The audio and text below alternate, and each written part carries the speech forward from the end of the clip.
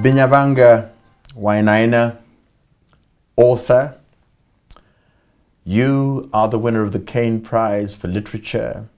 You are the writer of the seminal essay, How to Write About Africa.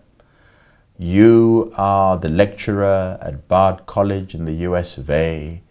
You are one of our literary icons, full stop. So welcome to the JSO interview. Thanks, John.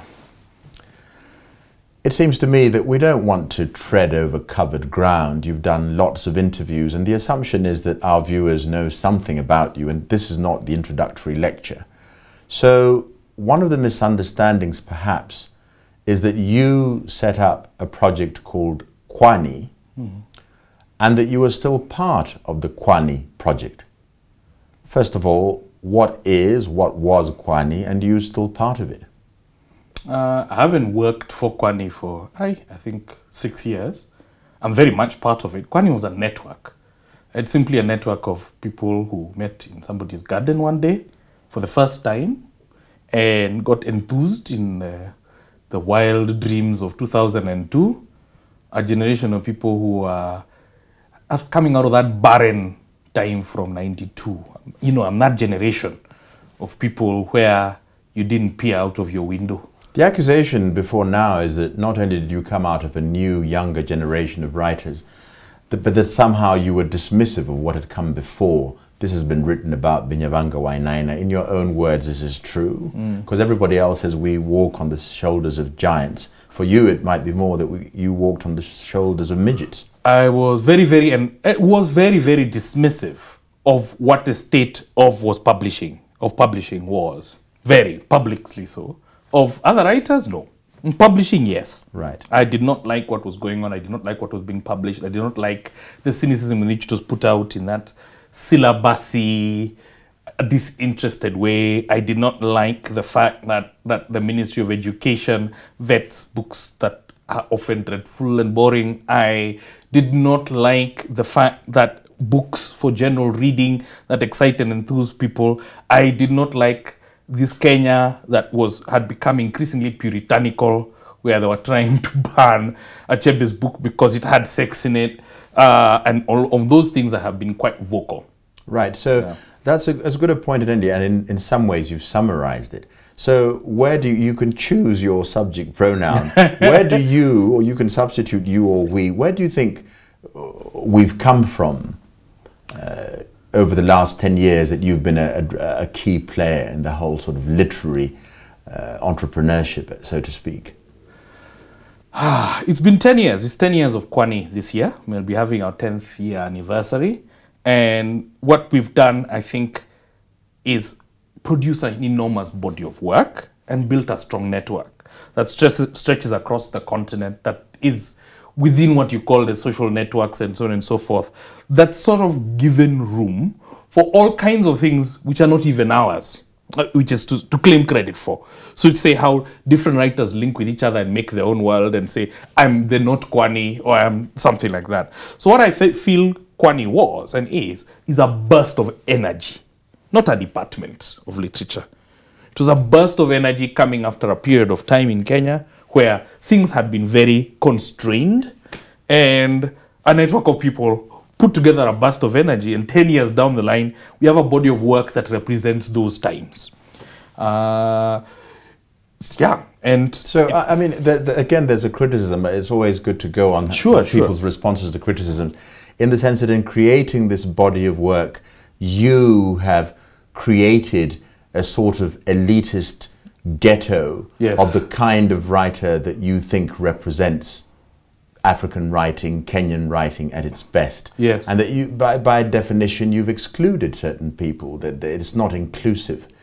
Your response, I mean, I'm not making the accusation myself. Well, sure. I have no particular problem with the word elitist, if elitist is the thing that I love. But what I don't want to do is, we have never tried to be something that represents Kenya. There's nothing wrong with looking with dynamism for things you love, right? And trying to make space and room for them. I have no control over the KIE syllabus. We are not in any way near where the publishers who make real money out of fiction do, as Kwani and as a board member of Kwani who hasn't worked there. I think the most important thing is, if you ask me what do I believe, I believe that in this country we are not going to have literature that is fully Kenyan until we have literature going on in every language in Kenya. And I really mean so. And I believe, in fact, that with the county government, with the devolution in Kenya, we actually have the possibility of being able to develop something out of the generation of people like me who are children of children, via missionary, via Thogoto, via everything else, via reading many books in English and so on and so forth. So so the idea is not that you are the Kenyan.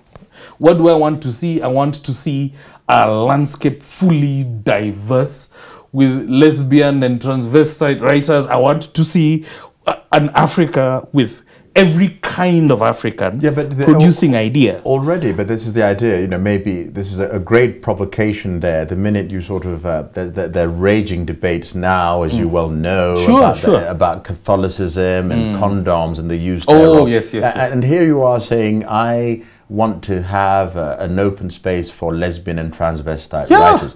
Already, surely you're aware of the fact that you're annoying an enormous amount of people whose first instinct is to switch that man off. Again, I mean, seriously, how do you respond to your detractors who are coming from a point of faith, and you represent a challenge to the very basis of their existence? Let's fast forward to a place like France, a raging debate now, for or against. People are knocking each other on the head for or against the legalization of gay marriage.